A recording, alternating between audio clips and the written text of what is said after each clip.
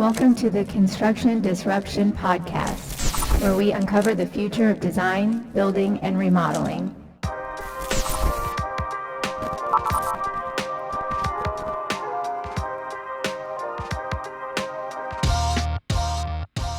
I'm Ryan Bell of Isaiah Industries, manufacturer of specialty metal roofing and other building materials. Today, my co-host is Todd Miller. Todd, how are you doing? Doing well. How are you? I'm doing great. I am doing great. Happy to be here and looking forward to this episode. Before we get started, I will mention that we are playing our Challenge Words game, so be on the lookout or listen for some words or phrases that might seem a little silly and not really fit into the conversation, and we will reveal those at the end of the episode. Man, you remember to fit that in there. I always forget to say it till we're about halfway done. Good job. I usually do too. Well, let's go ahead and dive in. Today, our guest is David Fraser, founder of Bunkie Life, a company that's changing the way people think about small space living and construction. Bunkie Life provides beautiful crafted prefabricated bunkies that offer a unique way to expand your space with minimal environmental impact. David has a fascinating journey from creating a brand rooted in family values to becoming a key player in the prefab tiny home space. David, welcome to Construction Disruption. It's great to have you on the show today. Well, it's fantastic to be here. I really appreciate it, Ryan and Todd. Absolutely. Well, let's dive right in. And, you've really kind of carved out a unique space in this world of kind of tiny homes or alternative living solutions. And I think our listeners are eager to learn more about your journey and kind of insights. Can you just start us off by telling us the story of how Bunkie Life kind of came to be and explain to our listeners exactly what a bunkie is? Sure, that's a great question. So we started officially in 2017, but even prior to that was the genesis, because basically the story is my wife and I live in the country about an hour outside of Toronto, and both of our sets of parents were 3-4 plus hours away at the time. And so we had our first daughter, and all of a sudden I started getting these texts from my mom. Oh, David, heavens to Betsy, I got nowhere to stay when I come to visit. I'm having to sleep on the couch. Can you do something about it? And then she started sending me these photos of tiny homes and yurts and trailers and all this type of thing. And I looked into even renovating our small house and adding a bedroom on it. It was just like, all of these options seemed like really terrible. And then I stumbled upon the idea of a bunkie, which back then was pretty much an Ontario thing. So it's short form for bunk house. So traditionally a bunkie, to differ it from a tiny home, bunkie is usually like a smaller, 100 to 200 square foot structure. You put it in the backyard, and it generally doesn't have a washroom. Generally doesn't have a kitchen, but it can. Some people add those things. But generally speaking, it's just for bunks. And so my parents could come, they could stay in our bunkie, they could sleep there. I had a little queen bed, I had a little desk and a few other little pieces of furniture. And it was a perfect solution for, I want them here to be helping out with the grandkids and being with us. They're still going to use our kitchen, they're still going to use our bathroom, but it's a little bit of added space and they're not right on top of each other. And of course, my mom was super happy because I don't have to sleep on the couch anymore. So it was a huge win. And then, of course, being the entrepreneur I am, I started renting them out on Airbnb. And then people started going, oh, these are amazing. So I built a bunch more bunkies in our little backyard, and it kind of snowballed from there. I was making them for friends, making them for family. And then subsequently we've shipped all across Canada and now 35 US states and counting. So you build a bunch in your backyard. Did they stay in your backyard, or you just build them back there and ship them? Yeah, they're still there. Actually, I was renting them out. Yeah. How many do you have in your backyard? I've got 6 if you count. So I've got a bathroom bunkie, 4 bunkies with different sizes. Then I've got my little like barbecue bunkie. It's for like cooking. There's a grill inside of it. And then this coming week, I'm going to be adding a sauna. We're out of the sauna business. We just got out of the sauna business. We tried it for a while. They were great, but it's not like our core love and focus. So one of the saunas that's here at the factory is actually getting dropped off at my house. So I'm going to have my sauna bunkie, and then I'll complete the set. My wife says no more. Wow, that's like quite the little compound there. That is very cool. Yeah, very neat.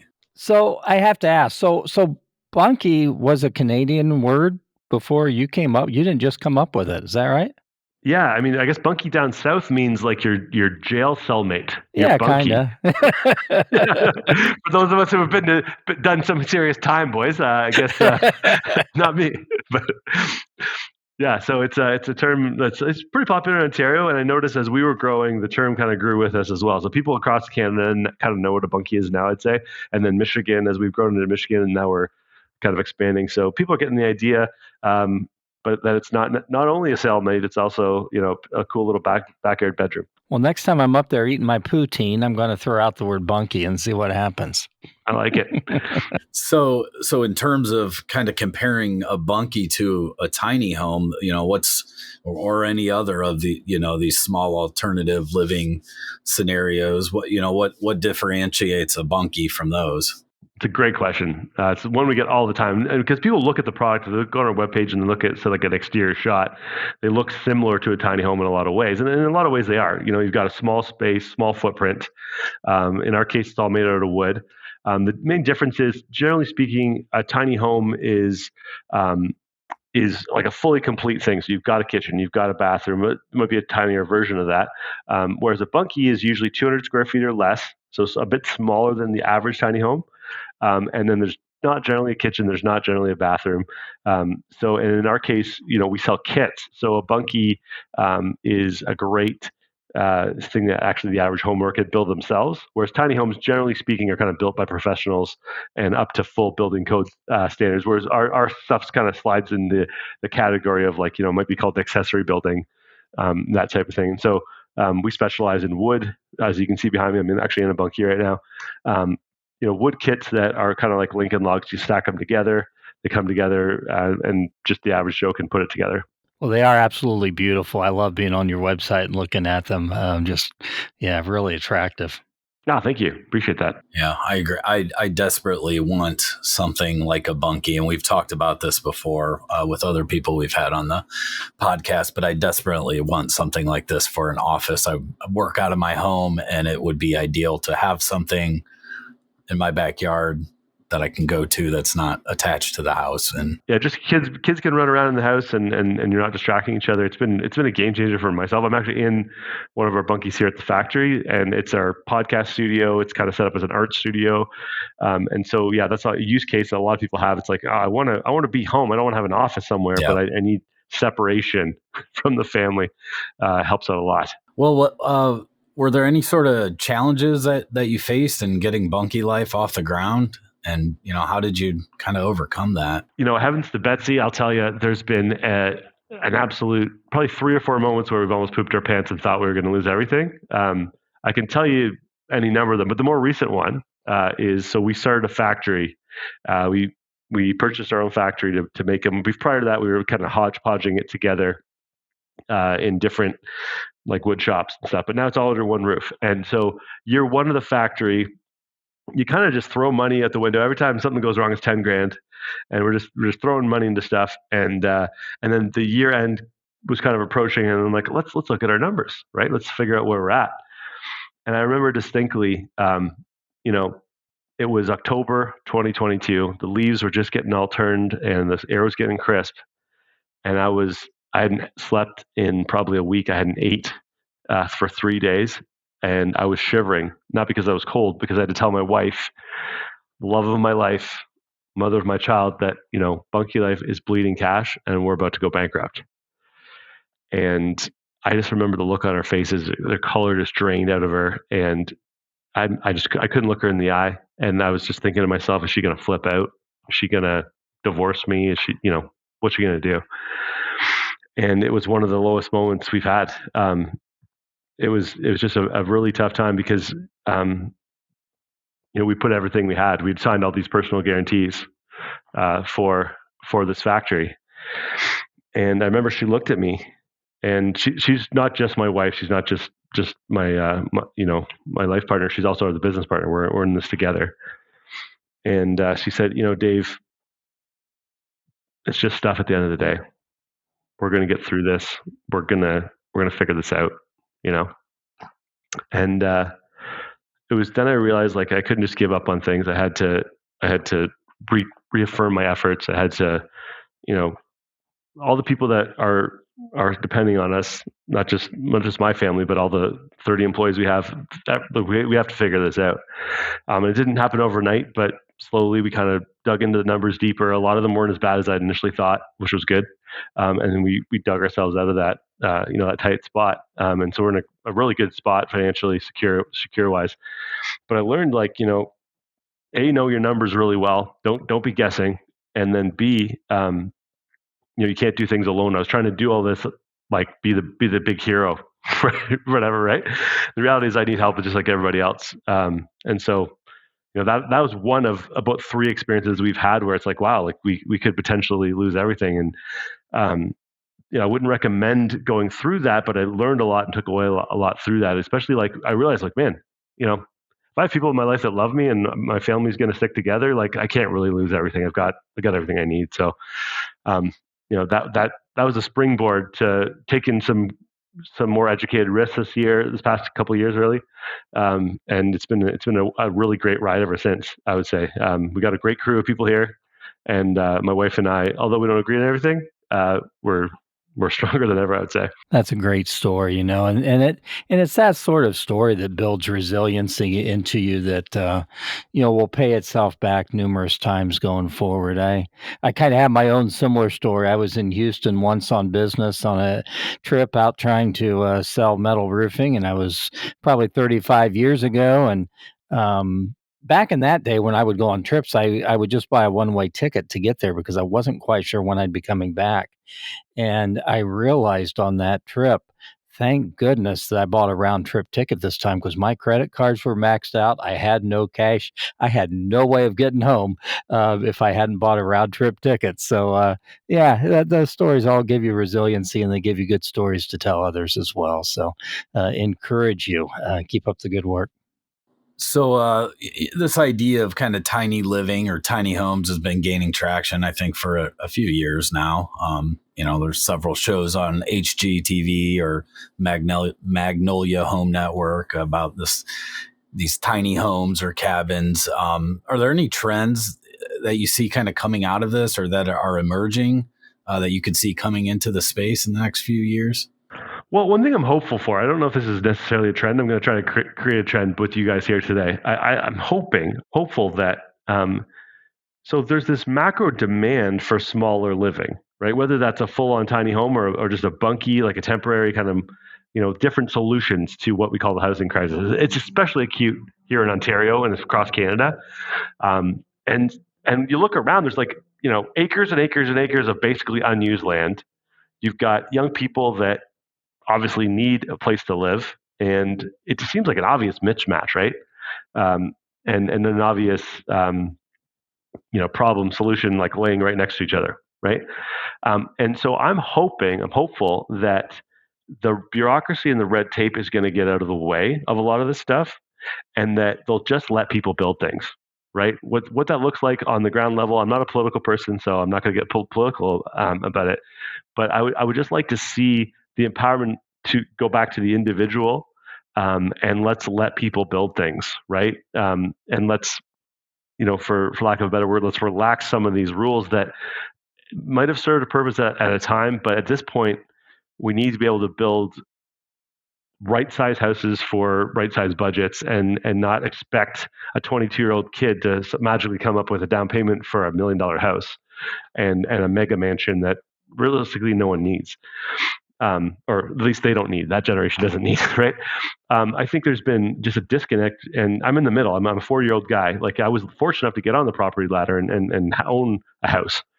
But I look at some of the people that work their butt off. I've got some great employees that are fantastic, and feasible wise here, at least in Ontario, it's not feasible for them to get a house right now. And I think, they could get started with something smaller, a tiny home, a bunkie, even like something that's just, maybe off the beaten path, and get on the first rung of that ladder. I think it could really, really help a lot of people. And the space exists, the materials exist, the ingenuity's here. It seems like an obvious thing that we can just kind of, make that happen. And like I said, I'm not political, but I'm hopeful that on the local level, municipalities and counties start recognizing, hey, we got to let this happen, because the demand is so high. Because I get emails every month, like every day, basically, like, can I live in this bunkie, and where can I, where will allow me to do this? And it's like, I actually don't know, right? And I think that. The only thing preventing that, not the only thing, but a majority of the things preventing people from doing that is red tape. One of the things that caught my eye on your website was, I think it said something like you can put these up without a permit in a lot of places or something like that. Is that, are you finding that to be true in Canada or because like I'm thinking about my backyard, I have a ton of red tape in my city to go through. It will take months to get a permit approved or signed for something like that. And then I have to have the HOA approve it and sign off on it. And right. Like, so there's almost so much red tape. I don't even want to deal with it. Fair. So, this is across North America that that's been the case. So obviously it's easier in rural areas. If you're in an HOA, God help you. But heavens to Betsy, you're on your own there. But just a lot of times, just in a small area outside of a major center, there's these pockets where it's like, hey, you kind of build what you want, or up to a certain size. So in Ontario, it seems to be 10 square meters, 107 square feet. A lot of parts of Michigan and California, and it seems to be 200 square. Anything under 200 square feet, you're kind of in a little bit of a no man's land. And so we exploit that. There's kits that are 199.9 square feet. There's kits that are 9.99 square meters. Like that's totally by design, because we want people to have the option to sneak under there. Because in a lot of cases, it's just an office. It's just a storage area, or it's a thing where, maybe occasionally someone stays over, but the full-time use of it is the majority use case is like it's storage or an office or that type of thing. So, we try, like I said, we don't try not to like poke the hornet's nest directly, but we try to design our things in a way that like someone could build it and ideally sneak it in, and just be under that, whatever that restriction is in their local area. But if you're in an HOA, you're in an HOA. So what are you going to do? This will probably be our last HOA that we're in once we're out of here, to be honest. Right. Now, why did you choose it? Like, what was the because there's pluses. There's got to be pluses, right? If people are moving to places with HOA. Sure. Yeah. So it was one of the most beautiful neighborhoods in our city that we're in, and it was quiet, and all the houses were well taken care of. The yards were well taken care of. We were coming from a neighborhood where yards were not taken care of, and siding had mildew and mold all over, like we didn't want to live in a neighborhood like that. And we drove through this one, and it was beautiful, and everything was well cared for. And we said, we don't care about the HOA. And even though it's, was the cost of it was way more than what our other HOA was. Right. And, I don't care. I want to live in this beautiful neighborhood. And it's really kind of been eye-opening about how strict they are about a lot of things. And then they just keep raising the price of it every year too, which I'm not even sure what that goes to. So, right. Fair. So many of your customers are probably using your Bunkies for like a guest house or just a little backyard office. So you mentioned a few of them kind of at the beginning, maybe, but any kind of really out there or unique situations where you've seen someone use a Bunkie for something just totally, off the typical path? Yeah, every Saturday we'll do a post about a customer story. So there's a lot of really heartfelt ones. Like, we built this Bunkie in honor of our grandfather, who always wanted to build a cabin on our little island, but he never got to, and so we're commemorating it in his honor. Things like that, or people that are using them for like yoga studios, and like one guy's got an Airbnb on his farm. And so you stay in the Bunkie, and then you open the door, and then there's goats, and there's like goat yoga happening, and right in front of the Bunkie and stuff. So there's some pretty cool hippie ways that people are using the product, and it's always amazes me the different ways they take our basic frame and our basic canvas, and they paint their own unique mosaic onto it. It's always inspiring to me. What about like the finishes that come? I didn't really have this planned in our script, but how finished is a Bunkie when you order one and get it? Is it pretty much raw wood and it's open, you can paint it? And yeah. So if you look behind me, I don't know if you guys can see the backdrop very well. That's a Bunkie wall right there. So that's what, it's a log cabin. So the outside wall is the inside wall. And that's what it'll look like straight out of the box, untreated premium J grade spruce, and then from there you can stain it. I don't know if I can show you guys, but I've seen the floors are really dark, kind of um, gray. A lot of people whitewash the walls, or you can.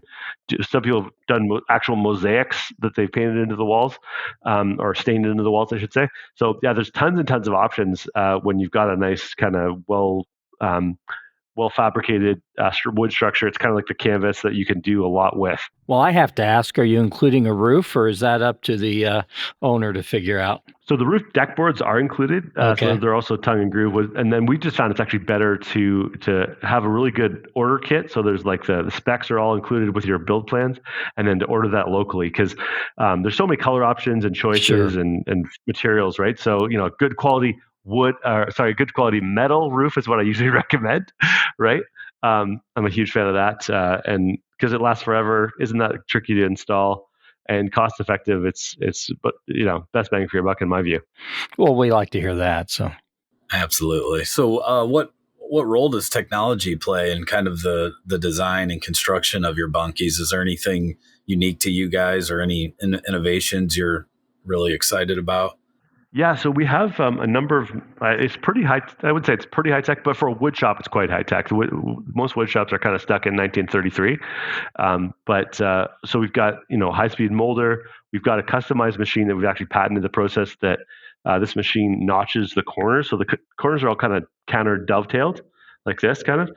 So we've patented that process of how that works, and there's a fair bit of automation there.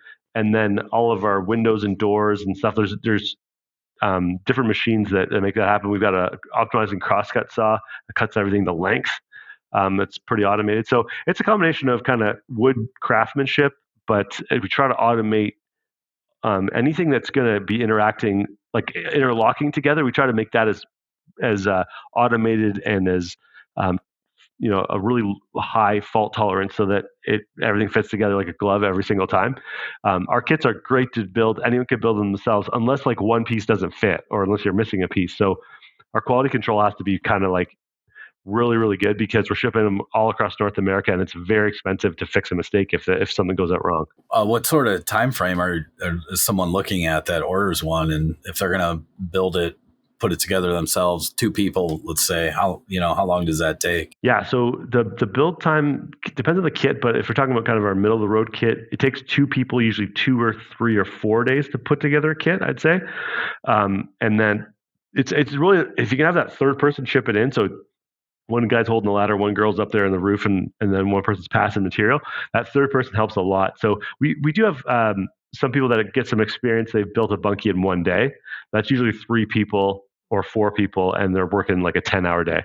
And the average homeowner, usually it takes them a weekend maybe to get it up, and then a weekend to kind of stain it and finish it and put all the extra love on it. And to your earlier part of that question, how long does it take us to get a bunkie to someone? Our factory is pretty efficient. We make about 4 a day. We kind of make them to order. So we're usually 4 to 6 weeks behind, give or take. So lead time is quite. And sometimes we'll have inventory. We can ship it out that same week if all the stars align. Very neat. So it looks like you've built a strong community around your brand, especially online. Can you kind of share how you've cultivated that community and maybe the role that it's kind of played in your success? Yeah, we've been really lucky. Like ever since really day one, we've had a great kind of support base. Our first 30 clients in year one, so 2018 was our first year of kind of selling outside of our friends and family. In 2018, I know every single person by name. And we've got this little cult of evangelists out there helping us, which is amazing. Every year we do a barbecue. We used to be in my backyard. Now it's here at the factory, and actually just had our last one on Saturday.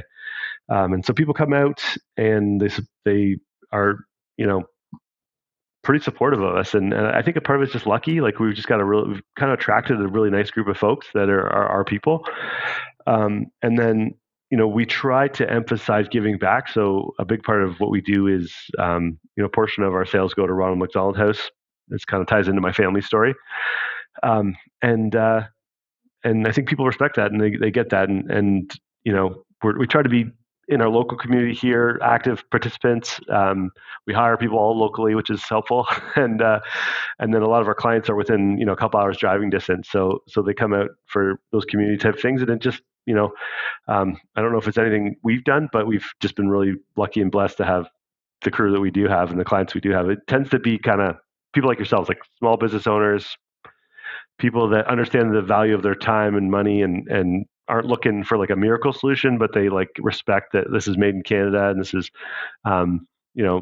like people at Bunkie Life care about me. So they get that and they support us, if that makes sense.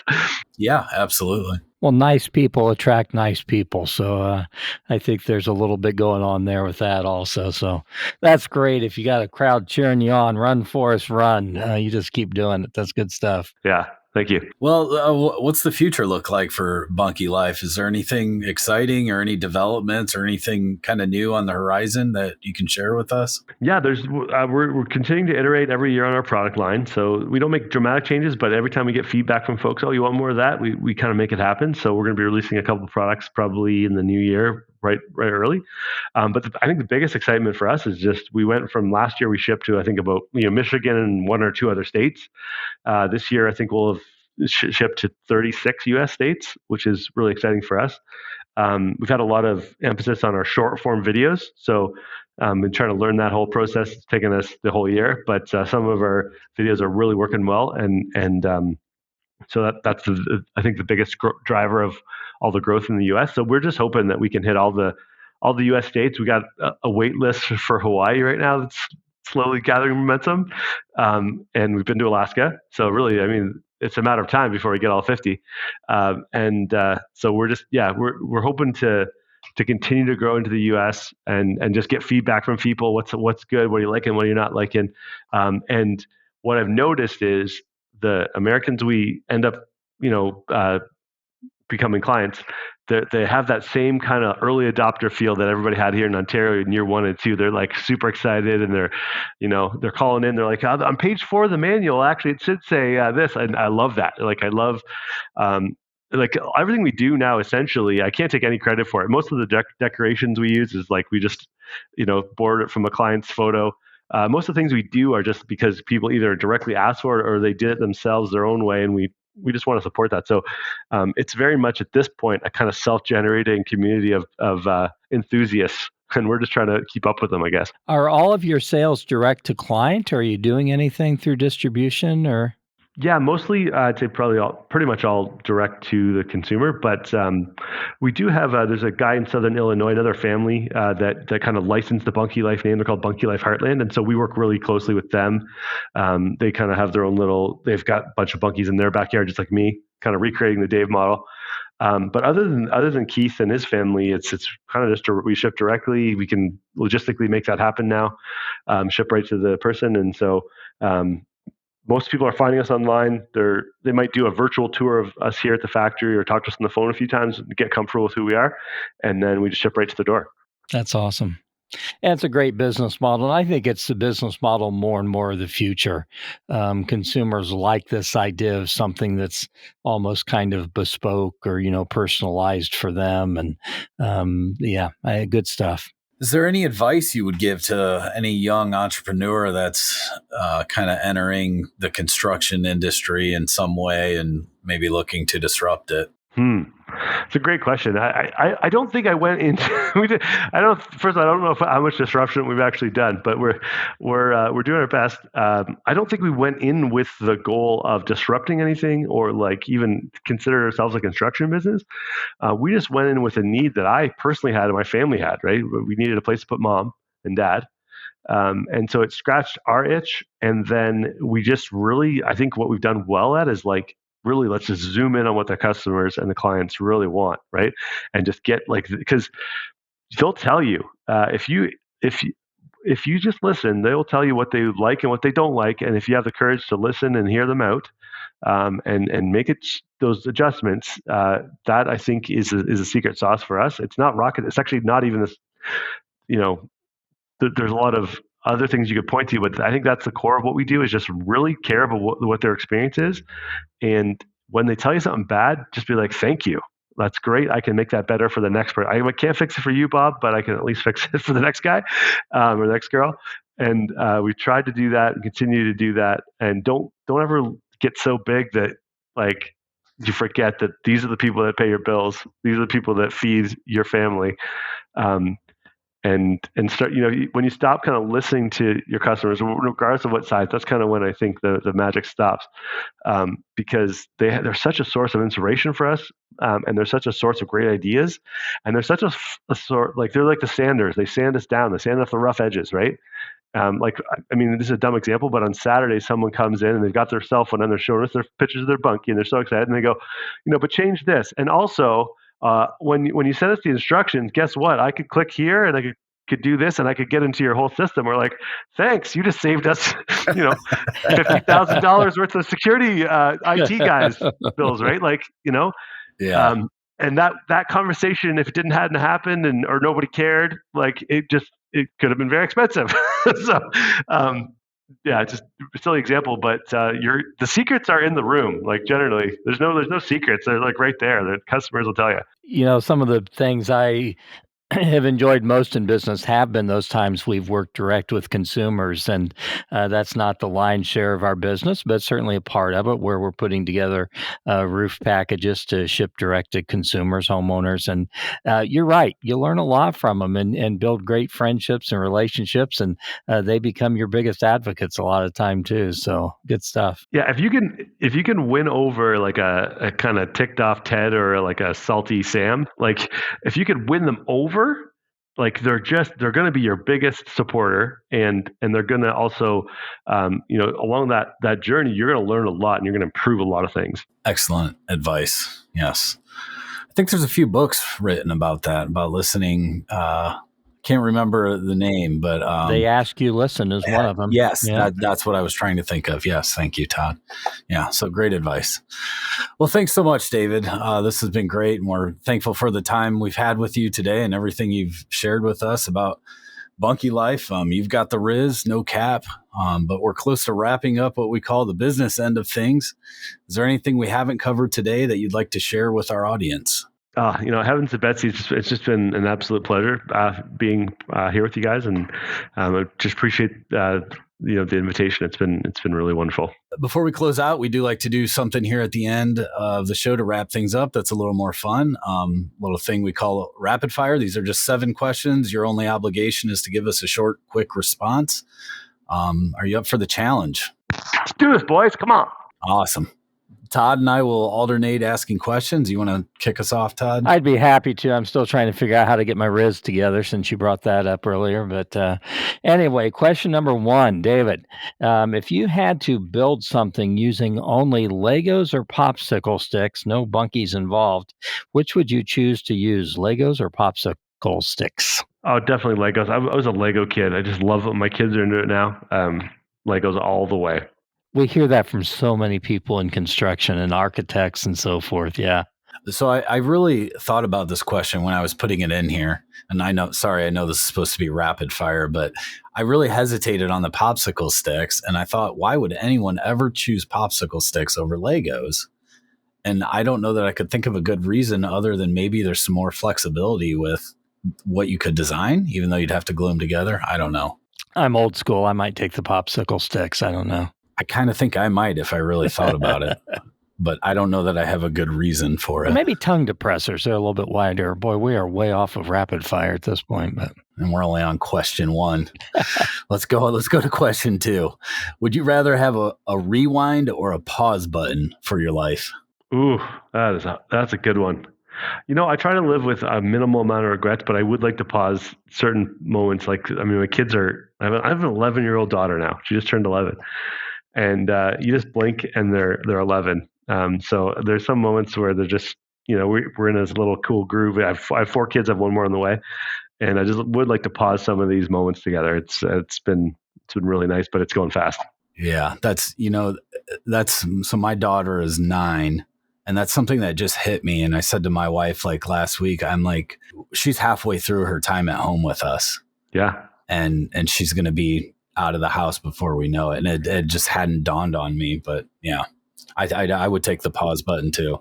We have 18 summers with our kids, and at that point, you've spent 90% plus of the time you'll ever get to spend with them, and it's a huge thing. I was telling a girl dad the other day, man, you got to take some time once in a while and listen to that Stephen Curtis Chapman Dance with Cinderella song, and that'll get you and bring you back to reality. That's for sure. Yeah. Question number 3. What is a skill that you believe is undervalued in today's world? Asking for help. I like that. I wouldn't have thought of that. Good answer. Especially when you can ask Chat GPT or exactly. Google for help about anything now.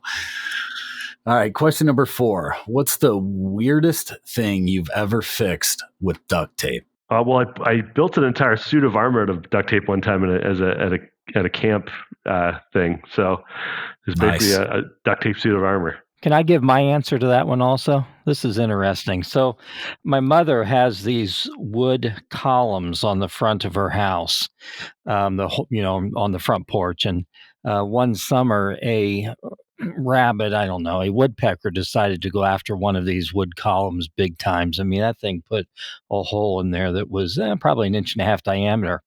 So I'm trying to figure out how you fix a hole in a piece of wood like that's decorative and milled and everything, and it's not easy. So it got fixed with matching color duct tape, and it's still there 3 years later. No one's noticed. Are you in a HOA though? No, we're not. Oh, okay. Yeah, my mother lives 2 doors down, but no, we're not in an HOA, so I may not have gotten by with that. Well, is it my turn now? Yeah, question number 5. What's one thing on your bucket list that you have yet to do? So my wife and I really want to go to Hawaii. That's been a dream of ours for a long time. So I'm going to put Hawaii. And you said you got that list of people over there that want bunkies, right?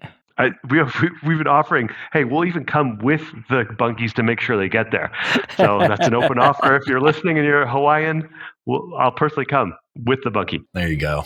I will tell you, in Hawaii, though, the only roofing material is going to be an aluminum roof because salt water goes after that steel real quick. So, yeah. Question number 6. If you had to choose between never using social media or never watching movies again, which would you pick? Oh, that's actually a pretty good question. I'll be honest. I am on a lot of social media in my faces, but I don't actually have any of the social media apps on my phone at all. And it's really, I try to limit it to business use cases only because it is a bit of a time suck, at least for myself at this current phase of life.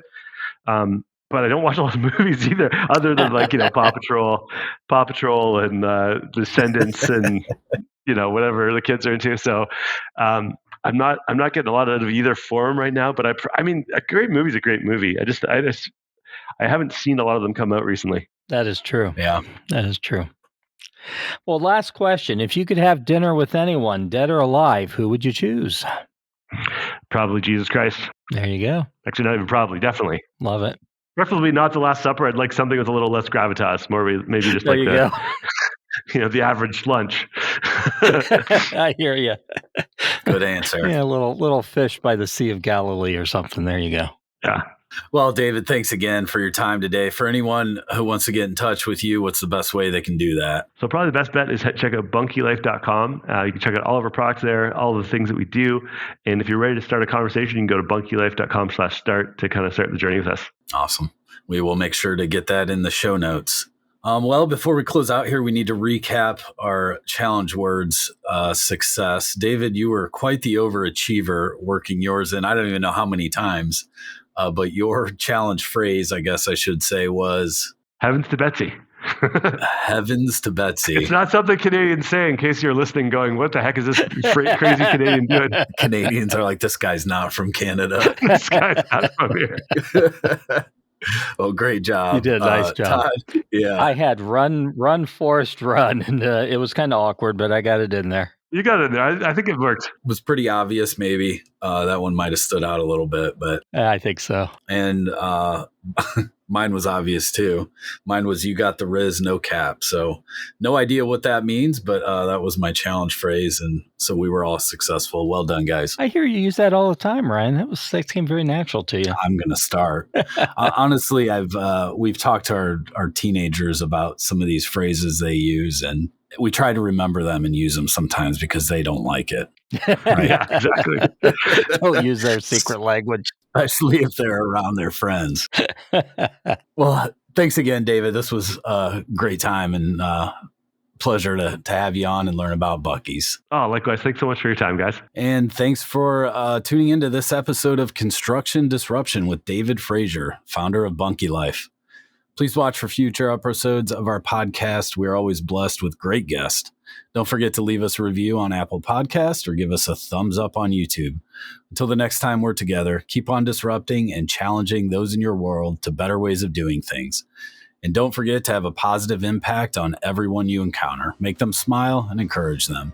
Two simple yet powerful things we can all do to change the world.